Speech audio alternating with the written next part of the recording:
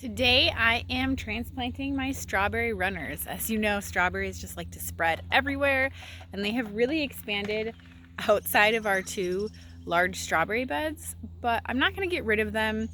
You know, you have kids, you never have enough strawberries. So Logan actually built me a small little strawberry bed in the front of the property, and I'm going to move those into that, and we're going to kind of see how they do, and hopefully every year we'll just add on more and more small strawberry beds in the front.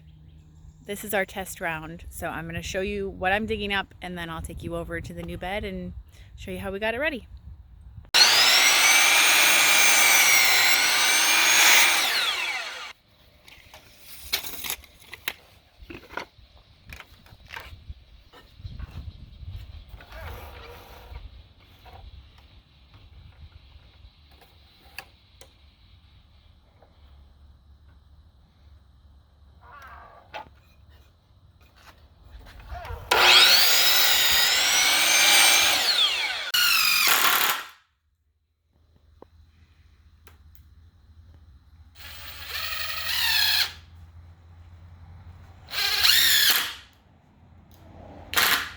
So here you can see some of the runners. This is the strawberry bed.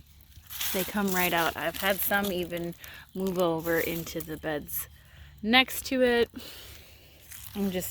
It's full, full of runners, and these will each develop their own little root system where they touch down in the ground. So it's pretty easy to transplant them, and I find that they're pretty hardy and they do really well. So to dig these up, I'm just gonna find the spot where they're rooted in. So it's back here around this leaf. So you wanna make sure you don't chop off too much of the roots.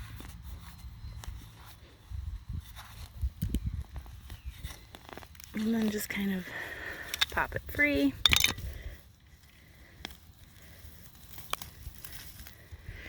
And here you go. This is one of my strawberry runners. You can see this is where it came from. And this little part that has a little bit of root right here, if I stick that in the dirt, that will continue growing as well. So I'm just gonna go along and dig up as many of these from all over where they're not supposed to be as I can. I've got my wheelbarrow right here. I'm just gonna put them in here. They'll be fine in here, not in water, as long as I don't take too long. So this is the little strawberry bed that Logan built for us. It's just 3 by 5. I didn't put a ton of dirt on the bottom because I want there to be enough space for the strawberries to grow, and hopefully nothing's gonna eat it. Obviously this chicken wire has a little bit of give, so we'll see if this ends up being tall enough. Maybe I'll regret that and need to go taller next year. And also, we didn't put anything on the bottom. This goes right to the ground. So that works for now because this is an experimental bed, but you know, maybe in the future we're gonna get moles and voles and mice digging up, and we'll decide that we need to put hardware cloth on the bottom, you know, something the roots can grow down through, but a critter couldn't get up through, because the critter can fit through, you know, a small little mouse can fit through this strawberry, or can fit through this chicken wire to get to the strawberries pretty easily. So this is just the test year, unfortunately, because wood prices are so high. This cost about $40 to build, which is ridiculous, and part of the reason we are only doing one. So we are going to get the strawberries planted. This just comes right off, easy peasy, so I don't have to deal with bird netting on it, which was the whole reason for this. So we're gonna get the strawberries planted. Like I said, I just did a very small layer of my composted manure and then topsoil. We're gonna put the strawberries on. I will mulch around them, and then we will water them. All right, here is what my strawberry bed looks like with the runners that I've pulled. This isn't nearly anywhere close to how many runners I actually need to pull up, but I've kind of packed it as much as I can, and I'm gonna get the mulch and mulch it in. Strawberries really don't like competing with weeds, and you'll get a lot smaller fruit if they have to. So mulching it in, I hope, will not only keep the soil more moist, but it will help prevent weeds from growing in here. My son's trying to bring the hose over. So I'm gonna get the mulch for this, and then we're gonna water it in and put the top back on. All right, here's the finished product. I mulched it in, I watered it.